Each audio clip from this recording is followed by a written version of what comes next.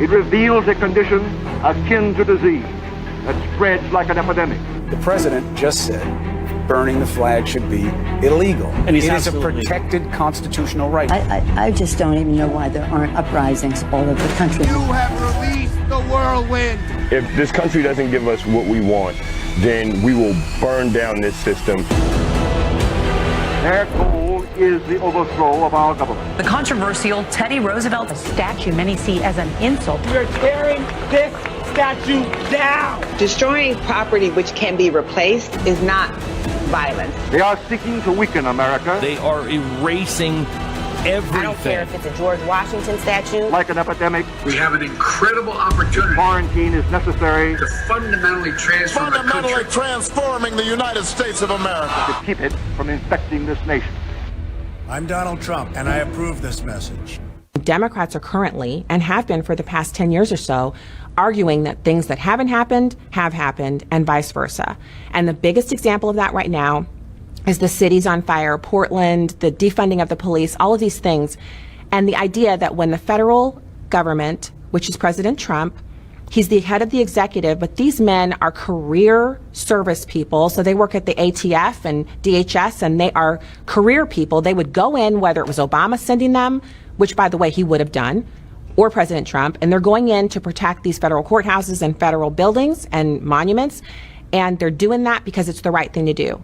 They're just following orders from the executive, of course, but they're doing it because it's the right thing to do. And to say that they're not doing it because of that, or that they're harming protesters, or that they're executing some kind of like military takeover, that's not true. It's just like the child who argues, I've not had any ice cream today.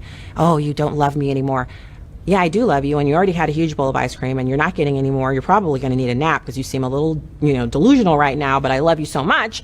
It's like that, only these are grown-ups. These people are damaging property. They are destroying beautiful cities in America, and they're killing people, little kids. That's what the two operations that the president has currently launched. They're named after two children who were killed by these rioters and protesters. They were arguing in Congress over, with Attorney General Barr, over whether or not he should be able to use pepper spray and tear gas on protesters who are hurling slingshots with bags of ball bearings and screws in them. They're literally cutting these federal officers to the bone. They're blinding them with lasers. The idea that there's right and wrong, and that wrong should be prosecuted, that's at stake. Things were not peaceful last night. A man was shot and killed last night as riots broke out near East Lake Street and Bloomington Avenue. The owner of a nearby business is now under arrest, and WCCO's Jennifer Merrily spoke with people who were there as the traumatic night took a deadly turn. Hector Hernandez captured the unrest as it unfolded in front of his restaurant. I start seeing like thousands of people just running around. Next thing you know, we have like probably 100 people banging on the windows, throwing rocks. Somewhere in the chaos, shots rang out. I didn't know what to do. Abby Baires and her employees heard the unmistakable sound. I was like, what's happening? All of a sudden, this man's just running over here and he just collapsed right there in the corner. We're told a business owner on East Lake Street had opened fire. It went out of control.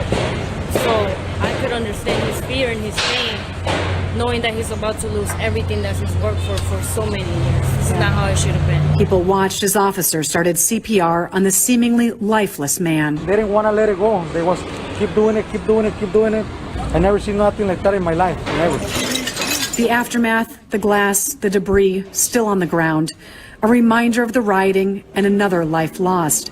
Abby says her friend George Floyd would not have wanted any of this. My business is going to get replaced. People are still going to come here when all this is over.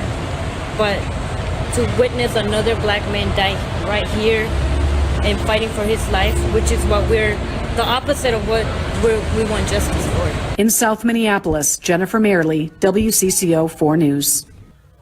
The name of the man killed has not yet been released. Police arrested a suspect, but he has not been charged.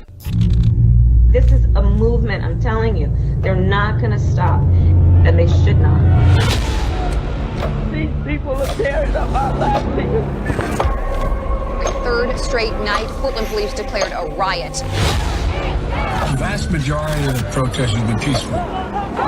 Over the weekend, 59 officers injured and 47 people arrested. New York City Mayor Bill de Blasio announcing a proposal to cut $1 billion from the New York City Police Department. We need to completely dismantle the Minneapolis Police Department.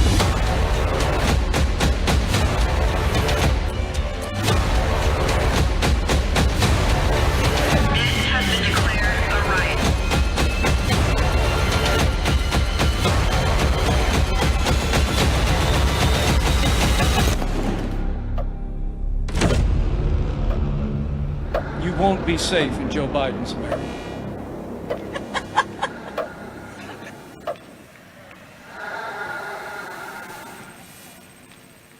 David Dorn is not a name on the lips of our leaders this week. It should be. Dorn served his community for almost